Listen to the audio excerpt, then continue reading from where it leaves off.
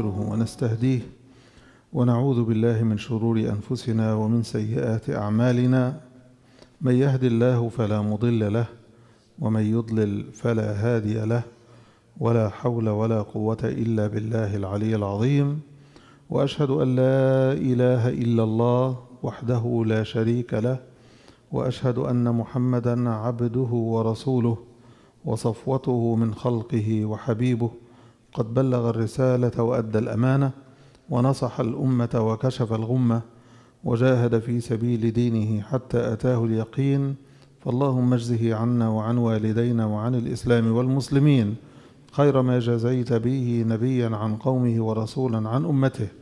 اللهم أحينا على سنته وأمتنا على ملته واحشرنا تحت لوائه وأوردنا حوضه واسقنا من يده الشريفة شربة هنيئة لا نظمأ بعدها أبدا. اللهم آمين. In the past few weeks, we've been focusing on the conditions of our ummah and how to reclaim the glory that our forefathers, the early communities, have established for our ummah. They kept the amana of Islam and the amana of living Islam and the amana of passing the message on to the next generation and the following generations for 1400 years. Now the next 1400 years are in our hands to squander what we have and leave nothing, or to reclaim what we had and leave the best inheritance there is to leave for our next generation. The value of individuals and nations is not in their image, it is in their reality. You know, some companies, when they want to sell you a product that you refuse to buy, they resort to changing the name of the product or the packaging. How much is in a package or what color is the package? Those are called commercial gimmicks. But a real successful business studies the market to know what the customer is actually looking for, and this is what they produce. So they don't produce a package or a packaging or a paper tiger in the name of the company, but they produce real needed product. Islam is the commodity Allah entrusted us with. هو سماكم المسلمين من قبل وفي هذا ليكون الرسول شهيدا عليكم وتكونوا شهداء على الناس فأقيموا الصلاة وآتوا الزكاة واعتصموا بالله هو مولاكم. This is the heritage. This is the inheritance we want to leave for our children. When Prophet Yaqub was on his deathbed, advising his children, his last best advice, he told them, يا بني إن الله اصطفى لكم الدين فلا تموتن إلا وأنتم مسلمون. O my children, Allah has chosen your religion for you. He is referring definitely to Islam, to submit to Allah. فلا تموتن إلا وأنتم مسلمون. He is talking to them about the most important change in their life when they leave this life, death. He is on his deathbed and he is talking to his children about their death. We're afraid to open the issue with our kids. We don't want to scare them. But much more, we know that we're not leaving them what they need the most. We know that our children will be less fortunate than we are.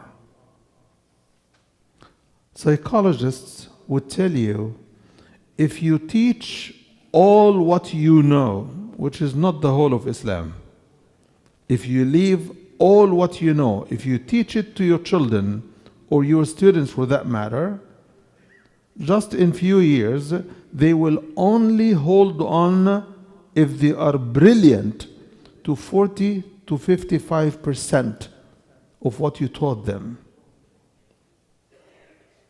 This is if you taught them everything you have. They will catch up only 40 to 55% of it in few years. So what does it take for them to hold on to what you taught them? It is practice. If they practice what they learn at young age, they will grow more keen to learn what they didn't learn ever. But if you only spill to them the few items you know of Islam that you think are important, then what is it that they will have? And if it continues the formula, and I'll assume the maximum, that 55% will be kept, and they leave all what they know to their children, what is going on? What's going on is that the values you teach them are going to be challenged. And when they don't know the answer, they will leave this issue aside. It's not going to be part of their discussion, of their faith, of their practice. We, our generation, the first generation immigrants here, had already started this process for them. We started to leave some of the things that we cannot explain because of our own ignorance. So we try many times to justify, to explain, to defend, and when they call you apologetic Muslim, you give up. You don't want to have a label. When they call you extreme Muslim because you're defending an authentic position regarding your faith, and they give you a label of extreme, you don't want to have the label. So our generation, unfortunately, will never be teaching our children all what we have. With this attitude, it will never happen. So how could we change course and start teaching our children the whole of Islam? It's a challenge. It's a very serious challenge. But this is what learning is about. To learn how to face the challenges. Because if we cow and bow to every challenge, we will never be standing to leave anything for our kids. After 9/11, and I'm sorry, I sound like very negative, but negative is where we need to address. Negatives is the challenge. So we need to tackle those issues. After 9/11, many Muslims changed their names into Muhammad becoming Mu, and Khalid becomes K, just K, and you figure the rest, and many, many other things. And anyone who was named Osama in those days, good luck. Without the bin. So, if we continue to degrade what we keep of Islam, or leave out what sounds painful, we would end up leaving Islam before our children grow old enough to even choose for themselves. This is what happened, by the way, to us from the previous generation. They left us the Salah and the Quran. Think about it. Our parents, no, they also left the masjid. So we thought, as we came here, that the masjid and the Salah and memorizing Quran is it. So some of us took the challenge and we started to make sure that we come to the masjid, that we attend the Jama'ah prayer, that we memorize as much of the Quran as we can. And so we have the masjid, we have the Quran, and we have the prayer. Alhamdulillah. Do you know what they left out of deen? It is the rest of the deen. So we grew up that enjoining the good and forbidding the evil is a challenge. It's painful. You will pay from your life, from your limb, from your money, from your freedom. So we learn the wrong lessons. Walk calm and challenge nobody. So we inherited all of these despotic regimes on a silver platter, so much so that generations that we have today of scholars have split. Some scholars are scholars who serve their deen as it should be served. And some scholars are serving whoever pays more. The Sultan, the Emir, the King, until their turn comes, and they go to prison too. They are not going to be safe. Because once you start giving up and concessions, just you start conceding your faith, anybody who wants to use you or manipulate you, they know where you're heading. They will never be satisfied with a limited concession. وَيُرِيدُ الَّذِينَ يَتَّبِعُونَ الشَّهَوَاتِ أَن تَمِيلُوا مَيْلًا عَظِيمًا. Those who are following their whims and desires, just running after money, after their desires, after power, they are not going to be satisfied if you just bow a bit. They want you on the floor. مَيْلًا عَظِيمًا. They want you to concede everything. Why? Because so long as your head is a little bit up, you constitute a threat to their kingdom, to their dominion, to their control, to their popularity, to their deception, to their oppression. You become a challenge. And they know it took one man to depose the man who claimed أنا ربكم الأعلى. It took just Moses to depose Pharaoh. How did Musa, by the way, do it? Of course, Allah is the one who put Pharaoh to his demise. But Allah wanted someone to be willing to stand and pay the price. That we never inherited from our previous generations. Even though there are some individuals who stood up. Some individuals stood up, no doubt about it. But they were never enough. They were never powerful enough to push back. But they caused a stir that resulted in some revolts against colonial powers to push them out. But it took a lot of blood and sweat and resources. After our countries were stripped of resources, leadership, courage, the basics of our faith, and the dignity of standing up. So even the colonial powers had left our countries decades ago, but colonialism never left our hearts. We love it. And to know how much we love it, look at Europe, which has all the colonial powers there was, right? Every former colony is back in immigration to its former colonial power. So those who were occupied by Britain are back into Britain. That's their Hajj and Umrah and the place of their new residence. If you were from North Africa, you're back to France, right? If you are from Egypt, Sudan, or Southeast Asia, back to Britain, and so on and so forth.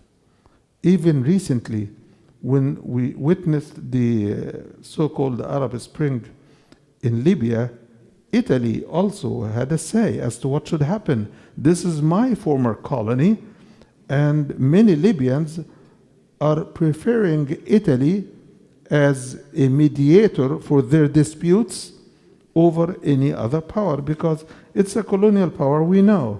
You know, the saying goes, the devil you know is better than the devil you don't know.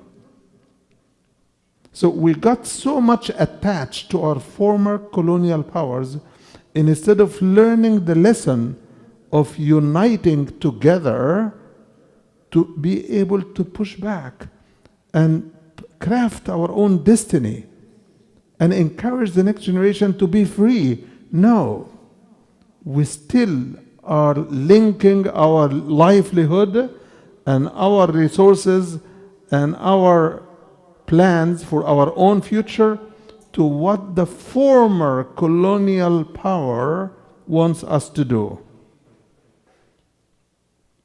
It's like when a thief takes over your store for 10, 20 years, right?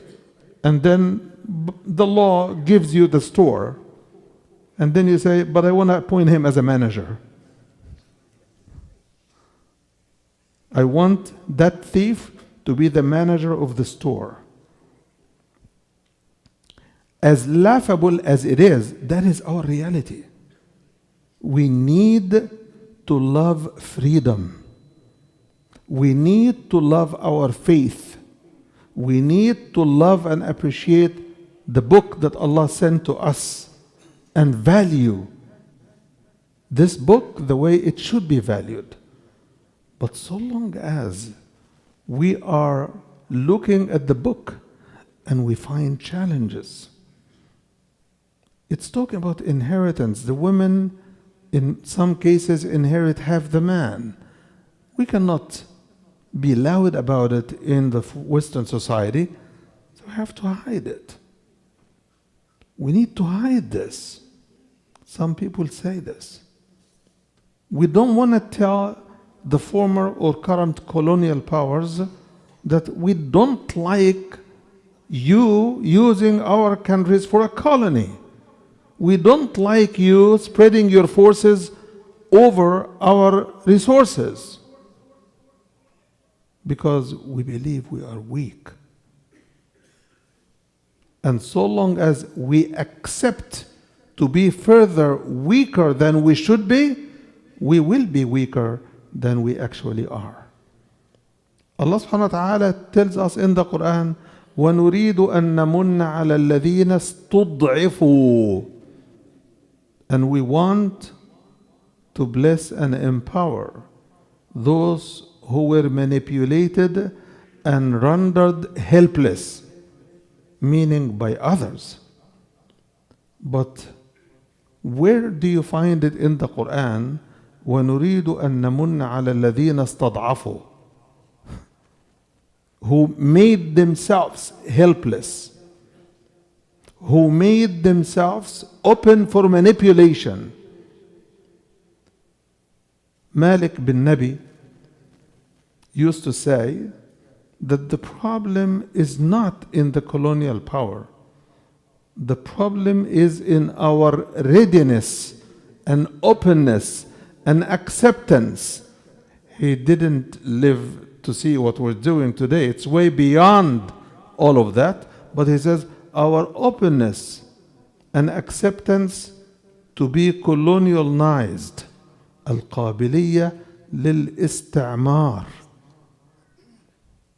This is the big problem, because no one could force you to accept something you don't accept.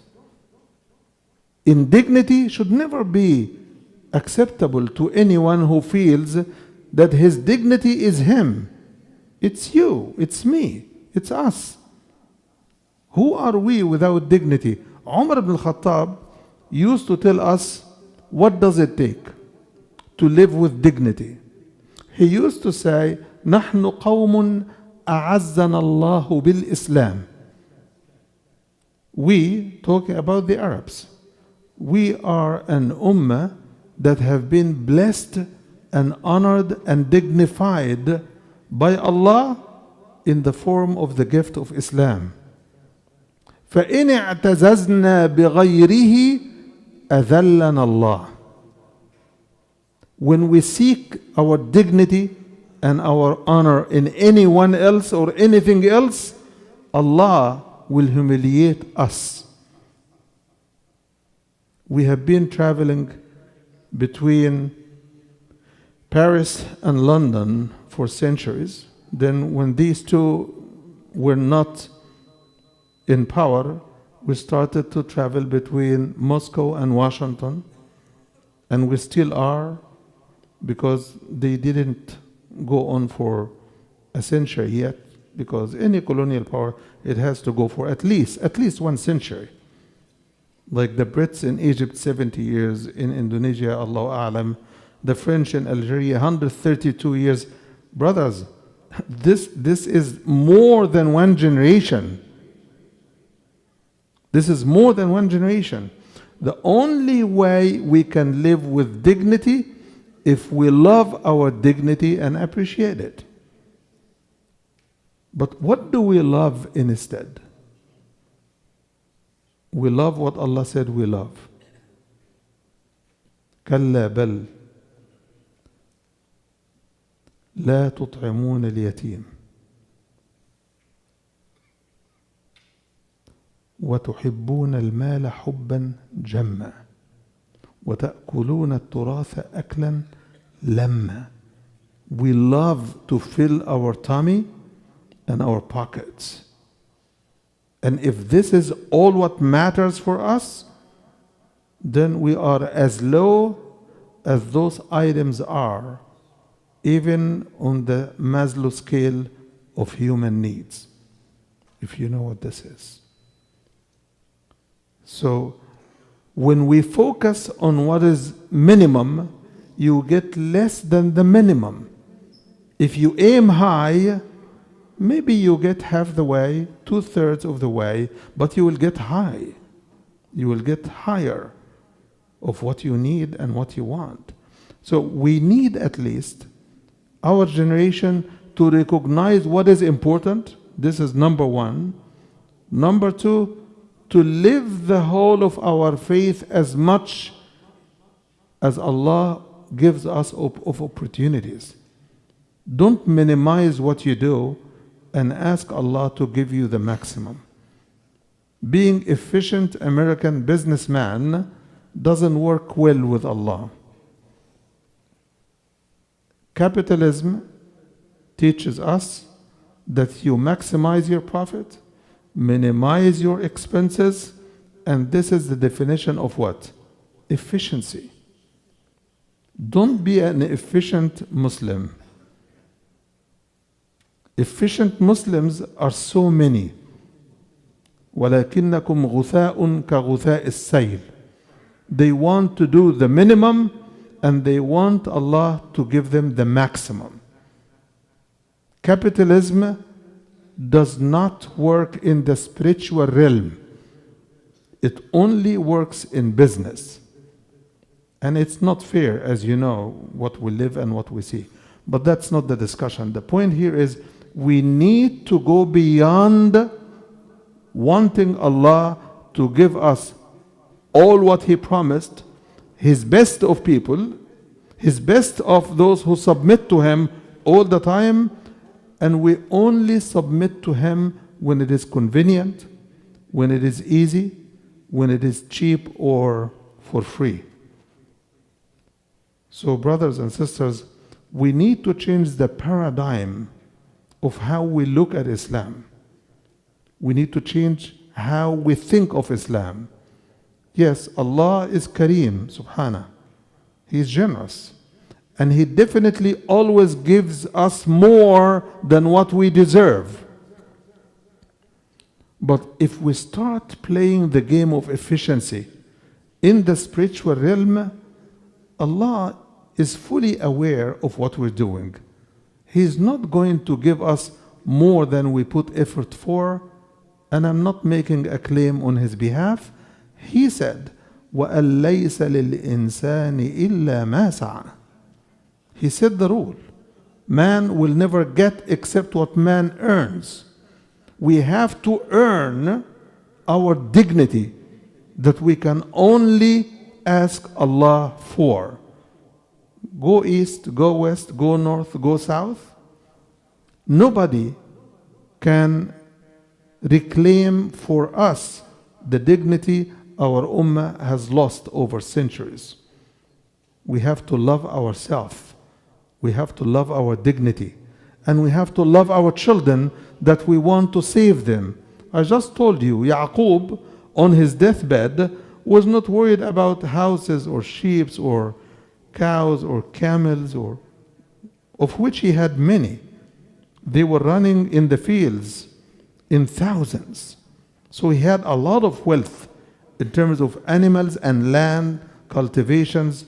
That was not his concern. But unfortunately, it is the concern of many of us. I want to secure my children. And then we cite a hadith that is authentic and good. And we use it because it coincides with our desires. لأن تذر ذريتك أغنياء خيرا من أن تذرهم عالة يتكففون الناس. It's better for you to leave your kids rich than leaving them poor and begging people. That is true. But poverty is not only in the money. The poverty of their faith is more dangerous for them than being poor in terms of money and wealth. So we are so keen to buy the biggest house and to get the most expensive this, to build businesses and to build this and to build this. But the young man we need to build as the cornerstone for his community, as the future leader, we are worshiping their desires. Whenever a child cries, many of us, out of love and care, would give them anything they ask for, even if it is hurtful. So the iPad comes on a tantrum. The big TV screen comes on a tantrum. And likewise, whatever our kids ask for, they get. What about whatever Allah is commanding us? So we need to recognize that what we're doing is not in our community's best interest, especially our next generation. You see, what we're seeing in the youth are young men and women who have the seed of loving Allah and loving Islam. But we have not put enough effort to make them love the masjid as we did. So one institution which is central for their Islam is not in their calculus. So where do they meet? Go to the skyline shops and you will see them. Go to the shisha places and you will see them. Worse yet, go to Georgetown on Friday night. You will see them. Worse yet, there are places that I don't know.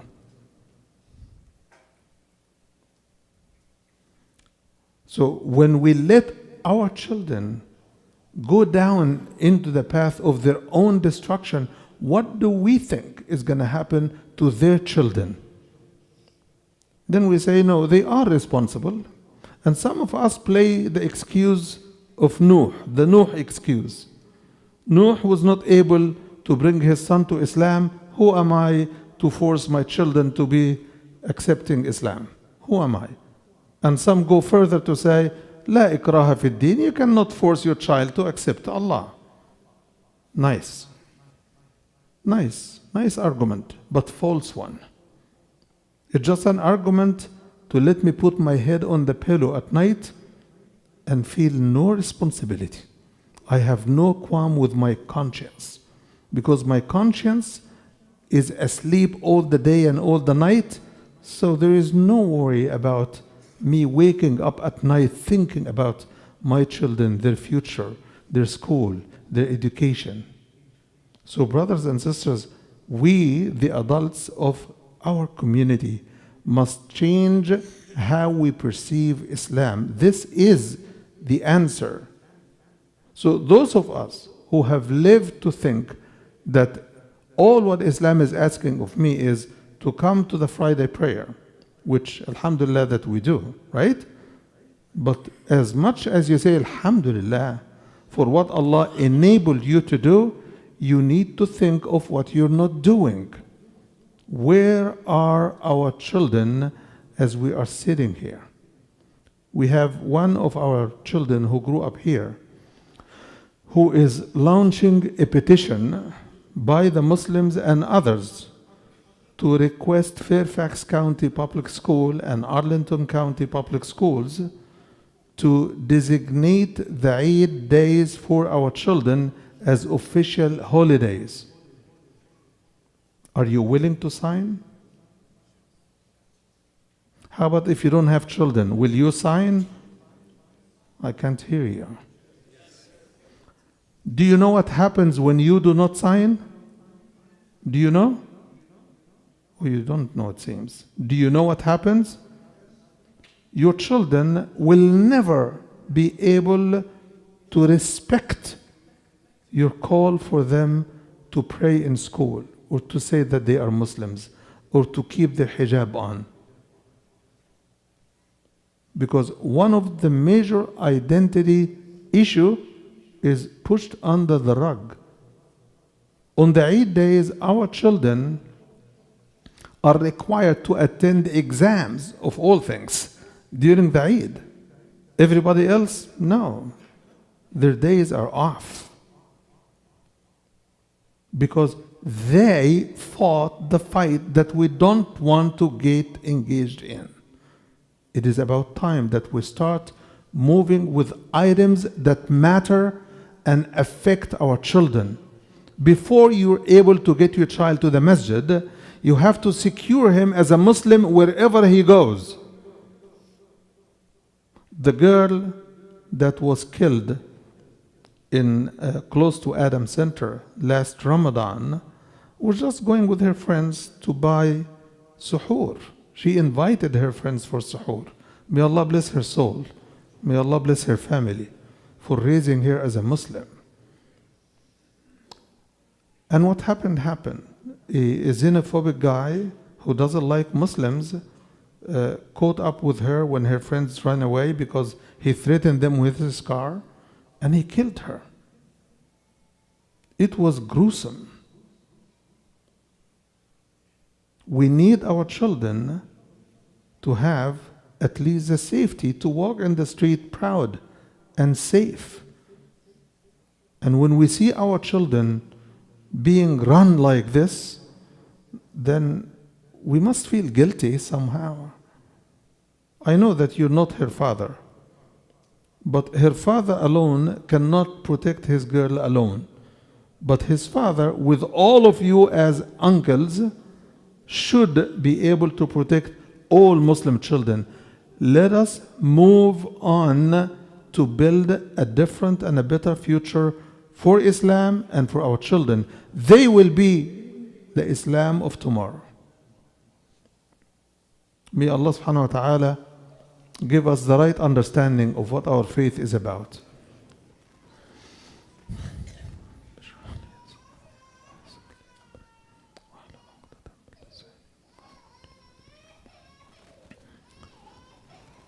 الحمد لله وكفى والصلاة والسلام على عباده الذين اصطفى وأشهد أن لا إله إلا الله وأشهد أن محمدا عبده ورسوله وبعد. I have very few remarks, but very important ones.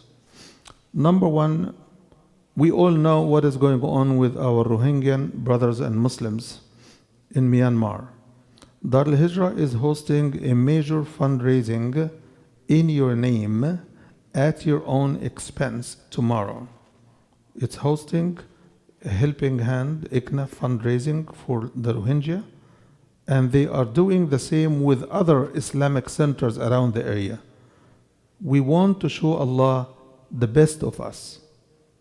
The ticket is $30 and the fundraising is right here tomorrow at 6 o'clock. I hope that you take the time to be here and do not belittle or underestimate whatever donation you can. Do the maximum you can for a change and ask Allah to accept it. The second issue is, I have been told by many sisters that there are sisters who come to pray, and may Allah bless their souls. But unfortunately, some of them let their phones ring during the khutbah and even during the prayer. Some of them do not want to line up in a straight line even when they are directed. And I want to tell my sisters, this is not right. What you're doing is not right. Leave your phone in the car, or at least turn it off. While this is true and more prevalent in the sisters section, some brothers in the back are doing the same thing. Above that, some sisters are talking while the khutbah is going on because they have important issues and they don't meet each other except during the khutbah. So instead of wasting their time after the salah to conduct whatever discussion they want to do it and be efficient, so they want to do it during the khutbah so that they don't waste the time after the prayer. I urge you, don't be efficient. Use your time.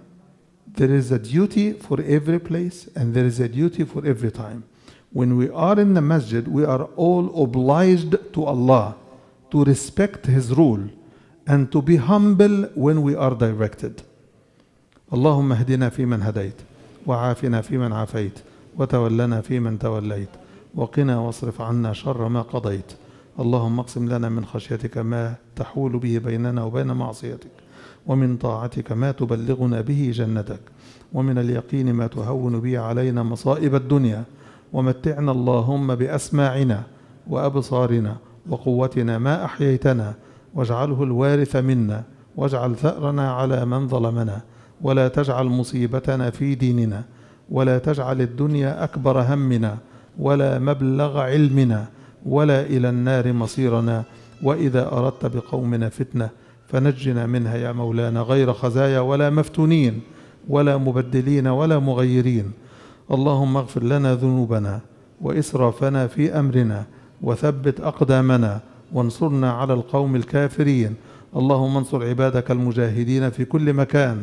الذين يدافعون عن دينك ويناصرون أوليائك اللهم انصرهم واغفر لهم وارحمهم اللهم وحد كلمتهم واجمع كلمتهم ووحد صفهم وسدد رميتهم وانصرهم نصرا عزيزا مؤزرا اللهم أعز الإسلام والمسلمين وأعلي بفضلك يا رب كلمتي الحق والدين أقول قولي هذا وأستغفر الله لي ولكم فستذكرون ما أقول لكم وأفوض أمري إلى الله إن الله بصير بالعباد